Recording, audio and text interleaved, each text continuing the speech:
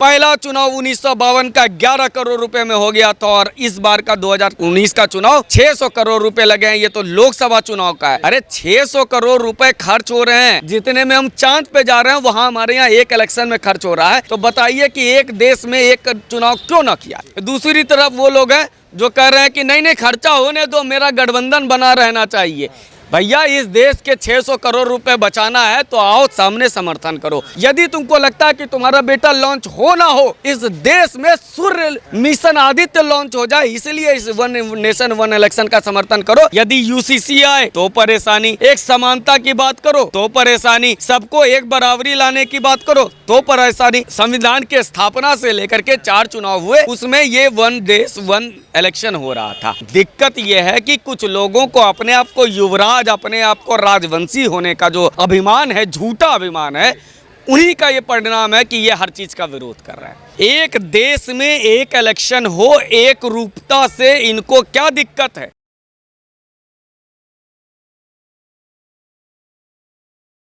नमस्कार, स्वागत है आप सभी का पॉलिटिकल दर्पण में। मैं प्रवेश नौनी। वन नेशन वन इलेक्शन को लेकर के राजनीति गर्मा गर्मी में दिखाई दे रही है। इसी मुद्दे पर बात करने के लिए हमारे साथ मौजूद हैं अमित श्रीवास्तव जी, जिनसे हम इस पूरे मुद्दे पर जानेंगे कि क्या इसका परिणाम निकलने वाला है। तो सबसे पहले तो हमारे चैनल के साथ बनने के लिए बहुत बहुत धन्यवाद आपका। क्या लग रहा है वन नेशन वन इलेक्शन जो है, इसका प्रभाव जो है महागठबंधन के ऊपर पड़ सकता है? बहुत बड़ा प्रभाव पड़ेगा, अभी ही पड़ेगा। मध्य प्रदेश में अरविंद केजरीवाल जाके वहाँ पे कांग्रेस को गाली दे रहे हैं, छत्तीसगढ़ में कांग्रेस की सरकार को गाली दे रहे हैं, ममता बनर्जी वहाँ पे कांग्रेस को सीपीएम को गाली दे रही है, और यहाँ पर IN.N फुल स्टॉप लगाना चाहते हैं इंडिया में। तो ये प्रभाव तो पड़ेगा ही। परेशानी क्यों है? एक देश में एक इलेक्शन हो, एक रूपता से इनको क्या दिक्कत है। यदि यूसीसी आए तो परेशानी, एक समानता की बात करो तो परेशानी, सबको एक बराबरी लाने की बात करो तो परेशानी।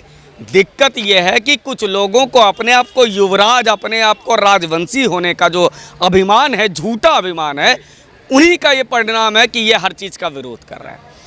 अरे नेहरू जी, जिसका तुम 4 बार नाम लेते हो, बिना कुछ किए उनको महान बना देते हो। अब बाबा साहब अम्बेडकर, राजेंद्र प्रसाद, संविधान सभा, पूरी संविधान सभा जब जीवित थी, तब से लेकर के देश के आज़ादी से लेकर के संविधान के स्थापना से लेकर के 4 चुनाव हुए, उसमें ये वन देश वन इलेक्शन हो रहा था।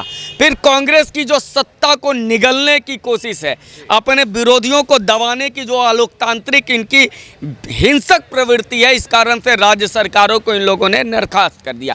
वैसी सरकारें जो इनके विचारधारा से विपरीत थी, जो इनके सामने वा मुलाजा होशियार खबरदार नहीं करती थी, उन सभी सरकारों को 1968 के बाद गिराने का प्रयास शुरू हुआ, और इंदिरा गांधी करते करते देश में लोकतंत्र पे तालाबंदी करके आपातकाल ला दी। और यह जो चुनाव एक रूपता के साथ आ रहा था, वो उसमें इतना बड़ा आक्षेप लगा दिया कि आज पहला चुनाव 1952 का 11 करोड़ रुपए में हो गया था और इस बार का 2019 का चुनाव 600 करोड़ रुपए लगे हैं। ये तो लोकसभा चुनाव का है। राज्य सरकारों के चुनाव को देख लीजिए। अरे 600 करोड़ रुपए खर्च हो रहे हैं, जितने में हम चांद पे जा रहे हैं वहाँ हमारे यहाँ एक इलेक्शन में खर्च हो रहा है। तो बताइए कि एक देश में एक चुनाव क्यों ना किया जाए। जब संविधान बना था, उस समय जब एक देश एक कानून, एक देश एक चुनाव चल रहा था, जब नवा कानून एकदम भाप मारता हुआ संविधान था, उस समय एक देश एक चुनाव चल रहा था, तो वही चीज़ अगर दोबारा हो जाएगा तो असंवैधानिक कैसे हो जाएगा। कि इन मूर्खों से पूछो कि तुम्हारे घटिया राजनीति के कारण तुम एक दूसरे को गाली देने वाले एक साथ बैठने के लिए के चक्कर में तुम देश को 600 करोड़ का नुकसान पहुंचाना चाहते हो। वो तो लोकसभा की बात कर रहा हूं मैं, राज्यसभाओं की के चुनाव, राज्यों के चुनाव की तो बात ही नहीं कर रहा हूं। तो तुम्हारी घटिया मानसिकता सोचो इस बात से समझ में आती है कि तुम्हारा ये जो ठगबंधन है, ये जो तुम्हारा अपने अपने खंजर को छिपा करके जो हत्यारे एक दूसरे के साथ बैठे हुए हैं, ये अपनी एकता बनाने के लिए देश को कितना बड़ा नुकसान पहुंचा रहे हैं, ये देश की जनता समझ रही है। देश की जनता समझ रही है कि अपने सत्ता लोगों के लिए, अपना एक दूसरे को बचाने के लिए ये लोग गठबंधन धर्म निभाने के लिए देश को हजारों लाखों करोड़ का नुकसान पहुंचा रहे हैं।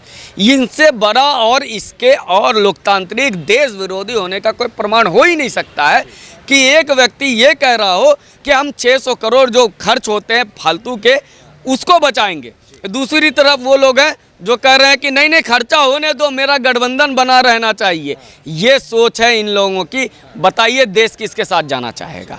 क्या इस गठबंधन से के साथ जुड़े हुए आम जनता ये कह सकती है कि आपके गठबंधन आपके नेतागिरी के चक्कर में आपके 13 बार जो लॉन्च नहीं हो पाए अपने दम पर, उसको 14वें बार इधर उधर फौआ मौसा मामा चाचा को लेकर के माननीय 14T लेकर के लॉन्च कराया जा रहा है, जिस युवा से अधेर हो चुके हैं एक नेता को, उसके लॉन्चिंग के चक्कर में देश को आप हजारों करोड़ का नुकसान दे देंगे?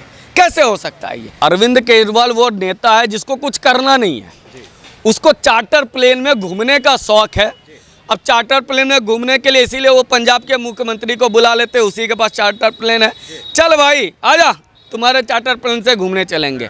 तो आज वहाँ बैठक है। अब इनको मीडिया में अगर एक दिन ना दिखे ना, अपना चेहरा टीवी में ना दिखे, तो दूसरे दिन बीमार पड़ जाते हैं, इनको तबीयत में ख़राब हो जाएगी, इनको दवा लेना पड़ेगा। तो यहाँ सारे नेताओं का फ़ोटो होगा, मेरा फ़ोटो नहीं होगा। इसीलिए मान आ जाओ, तुम्हारा चार्टर प्लान बैठेंगे, हम जाएंगे घूमने, और घूम करके वहाँ जाके खड़े हो जाते हैं।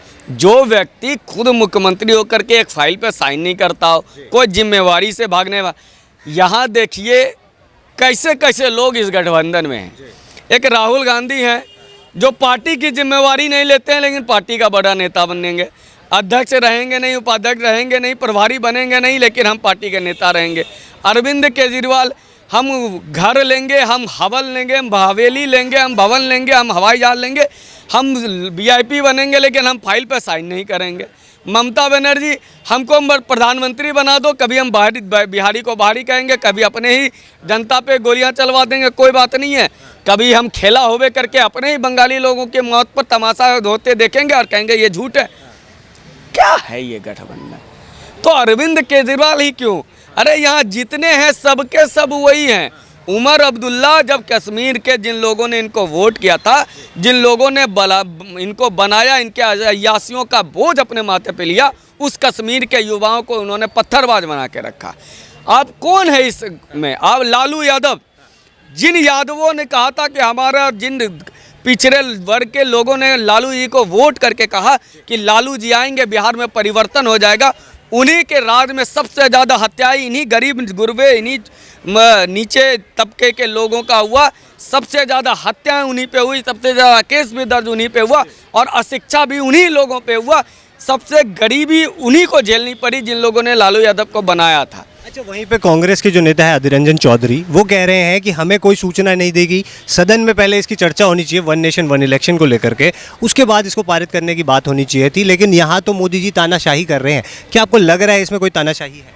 अच्छा एक बार बताओ, ये मोदी जी का बेटे का ब्याह है कि हमको निमंत्रण नहीं आया, हम फूफा हैं नहीं जाएंगे, हमको लाल चावल नहीं आया, कि हमको पियर का सुपारी नहीं आया? तो कह रहे हैं कि केंद्र सरकार की इसमें नीयत जो है वो साफ नहीं नजर आ रही। अरे मेन बात है, अधीर रंजन चौधरी जी अलोकतांत्रिक होने की बात करते हैं। अरे उनकी पार्टी उनको संसद में बोलने नहीं देती है।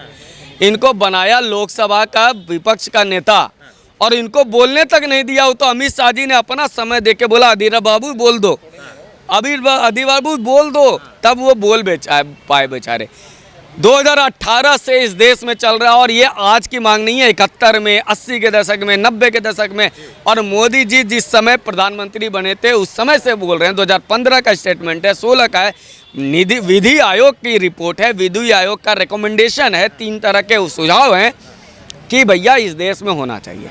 यदि इन लोगों को सत्ता का लोभ नहीं होता, यदि इनके दिमाग में सिर्फ सत्ता सत्ता सत्ता सत्ता सत्ता सत्ता घूम रहा है, इसलिए ये लोग हमेशा ये गलत हो गया वो। अगर मुझे लगता है आपको भी तो मोदी जी निमंत्रण नहीं दिए हैं, हमें भी तो मोदी जी निमंत्रण नहीं दिए हैं, किसी को मोदी जी निमंत्रण नहीं देंगे। भैया इस देश के 600 करोड़ रुपए बचाना है तो आओ सामने समर्थन करो।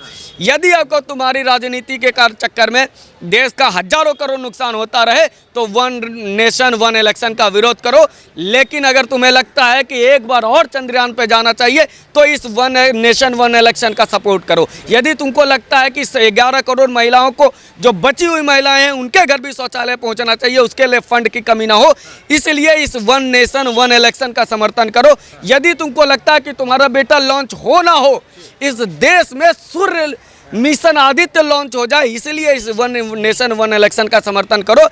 यदि आपको लगता है कि सत्ता आए ना आए, देश में हम प्रधानमंत्री बने ना बने, हमारा लल्ला प्रधानमंत्री बने ना बने, फिर भी इस देश में सड़कें बननी चाहिए, इसलिए वन नेशन वन इलेक्शन का समर्थन करो। एक आखिरी सवाल आपसे करूंगा। AIMIM के प्रमुख हैं असादुद्दीन ओवैसी, उनका बयान आया है कि भारत के अंदर वन नेशन वन इलेक्शन जैसी पॉलिसी जो है वो कारगर नहीं है और ये एक असंवैधानिक पॉलिसी है, यह असंवैधानिक बिल है। दुनिया में एक वही पढ़े लिखे इंसान है, बाकी तो सब वही है।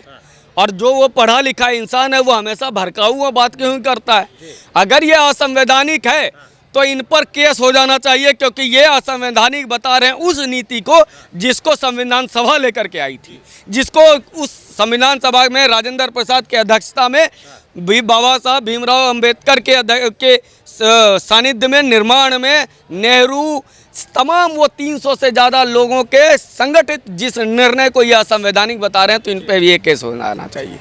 कैसी बातें कर सकता है जो व्यक्ति, क्या इन्होंने संविधान पढ़ा ही नहीं? इनके लिए संविधान का मतलब एक ही यही होता है जो इनका भाई का मंशा था, काट दो 15 मिनट के लिए, हटा दो पुलिस, फिर हम संविधान की स्थापना कर देंगे। ये वही मानसिकता के लोग हैं। इनसे पूछो कि जो चीज़ इस देश में आज़ाद संविधान की स्थापना से लेकर के 20 वर्षों तक होता रहा, वो कैसे असंवैधानिक हो सकता है? फिजिबल है या नहीं है, उसको लेकर के ही तो सत्र बुलाई जाएगी। लेकिन मैं बार बार कह रहा हूँ कि ये सत्र इसके लिए नहीं हो सकता है। जब व्यक्ति को, उनको पता है कि जाहिल ही है मेरा वोटर है, और जाहिलों को सिर्फ एक ही बात बताया जाता है कि संविधान संविधान संविधान, और उनसे पूछो कि बाबा साहब अम्बेडकर ने जब जिन्होंने संविधान लिखा था, उन्होंने क्या कहा था भारत विभाजन पर, उन्होंने क्या कहा था कि हिंदू मुस्लिम जय भीम जय मीम पर, तब इनकी पोल खुल जाएगी। तो ये सिर्फ और सिर्फ देश में संविधान को कुचला किसने? 68 में देश अपने से विरोधी सरकारों को गिराने वाली कांग्रेस, देश में आपातकाल लगाने वाली कांग्रेस, इस सवाल पूछो तो उनको जेल में डाल देने वाले अरविंद केजरीवाल पंजाब वाले, अगर इनके खिलाफ कुछ बोलो तो उनके घर खेला होवे करवाने वाली ममता बनर्जी, इनके अपने वोटरों को, अपने 4 लाख हिंदू कश्मीरियों को बहाल भगाने वाले, वो कहते हैं संविधान बचाना है। ममता बनर्जी जो चुनाव आयोग का नियंत्रण करती है, दुरुपयोग करती है, वो कहती है केंद्रीय एजेंसियों का दुरुपयोग हो रहा है, संविधान बचाना है। संविधान बचा हुआ है, संविधान सुरक्षित है, मजबूत है। वो अगर मजबूत नहीं होता तो पूर्ण बहुमत की सरकारें कहीं नहीं आ रही होती। कर्नाटक में कांग्रेस की पूर्ण बहुमत की सरकार, हिमाचल में पूर्ण बहुमत की सरकार, दिल्ली में पूर्ण बहुमत की सरकार, बंगाल में पूर्ण बहुमत की सरकार, केंद्र में पूर्ण बहुमत की सरकार, यूपी में पूर्ण बहुमत की सरकार। ये परिपक्व राजनेता है, ये परिपक्व लोकतंत्र है, इसलिए ये पूर्ण बहुमत की सरकारें आ रही है।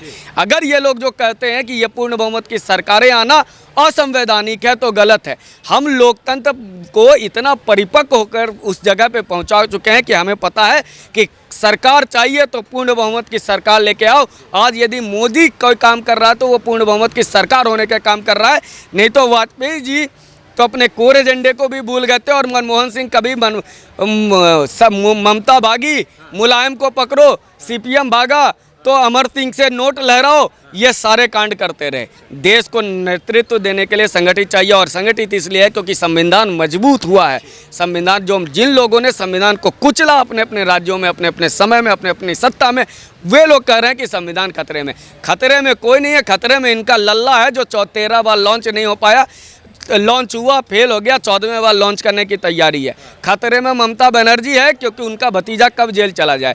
खतरे में अरविंद केजरीवाल है कि 2 तो मंत्री पहले से जेल में, तीसरे हम ना चले जाएं। खतरे में उमर अब्दुल्ला है कि अब जो नया कश्मीरी युवा जिसने पिछले कुछ वर्षों में विकास देख लिया है, वो उन्होंने पत्थर फेंक दिया है, उसके सामने मेरी दुकान कैसे चलेगी। खतरे में झारखंड सरकार है कि माइनिंग पे जिस तरह से काम पहले हो रहा था, अब लोग गालियां दे रहे हैं सरकार को। और इसलिए ये लोग खतरे में हैं। देश खतरे में नहीं है, संविधान खतरे में है, संविधान मजबूत है, लोकतंत्र मजबूत है। बहुत बहुत धन्यवाद हमारे साथ बनने के लिए।